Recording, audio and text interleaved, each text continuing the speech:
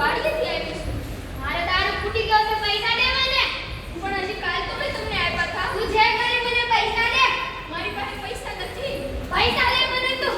મારી પાસે નથી પૈસા દે. પૈસા નથી મારી પાસે. તું જે કરી દે ના આગી જા તું. આગી જા.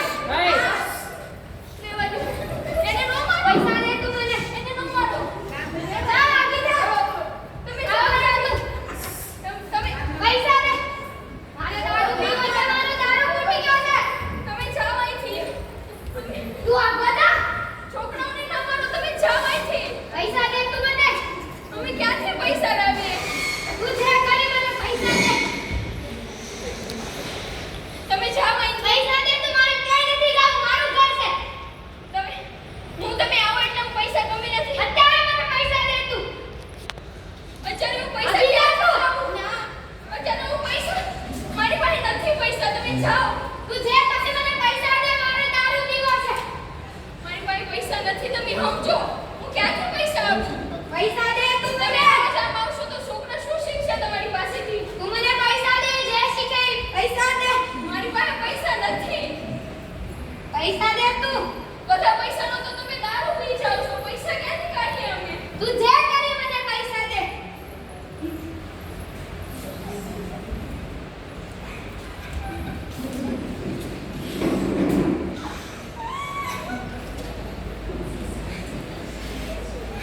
મમ્મી શાંત રાખો. મમ્મી શાના રહી જાવ. મમ્મી આપણે તો રોજ જાવ. કોને તમારી ચિંતા છે. કોઈ તો તમારા નાના ને ઈ કઈ કરે.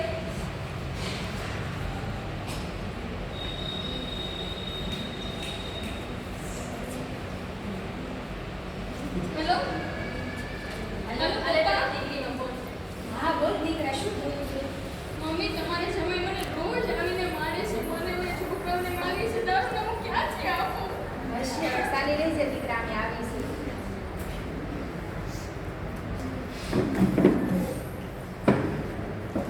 મમ્મી સાલી રહેજે.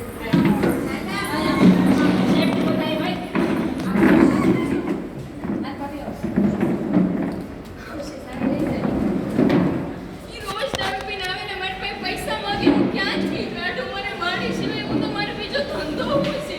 કાંઈ નહીં, પણ હવે શું કરું? તને એકની એક દીકરી હતી, છતાં તને દીકરાની જેમ અમે પવડાવીશ.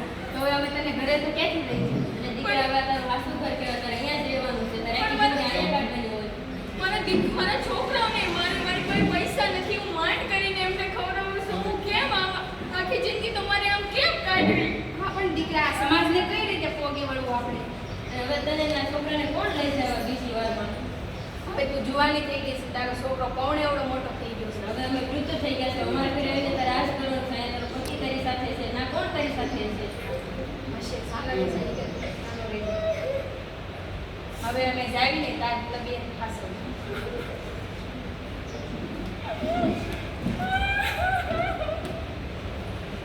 હે ભગવાન. રેખા, હું દૂધ લેવા આવી છું. તું કેમ રડે છે? શું થયું છે તને? શું થયું? હું કહું આમાં તમને અમારી દીકરાના મોઢા તો જોવો તમે એકવાર. શું થયું? તું રડે છે કેમ? શાની રહીને વ્યવસ્થિત વાત કરે. દીકરા પાણી લેતા આવતા.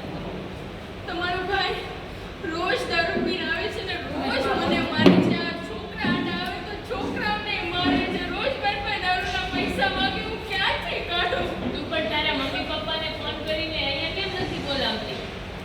ઈ આવ્યા હતા તો એને એમ કીધું કે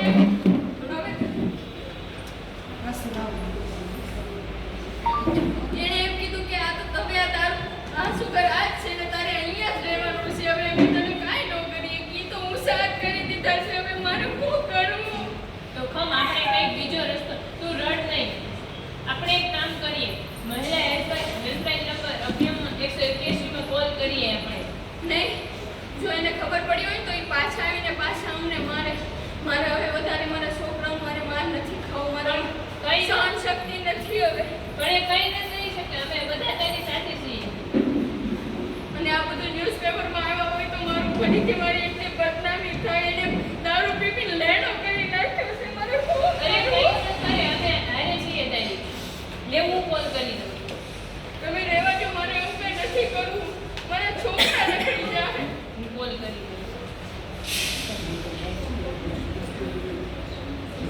હેલો, તમે મહિલા હેલ્પલાઇનમાંથી વાત કરો છો? હું તળાજાથી બોલું છું. મારા પતિ મને ઘરે આવીને દારૂ પીને આવે છે ને રોજ મને ને મારા છોકરાઓને મારે છે. અમારું ઘર સંસાર હરખો હાલતો નથી. તમારાથી કંઈક મદદ થાય એમ હોય તો કરો ને. તમારો એડ્રેસ આપો ને.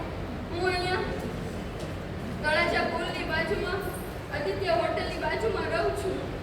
મારો રૂમ નંબર 70 છે, તમને મળી જશે. ઓકે, આવીએ છીએ. ચાલ હવે હું જઉં છું.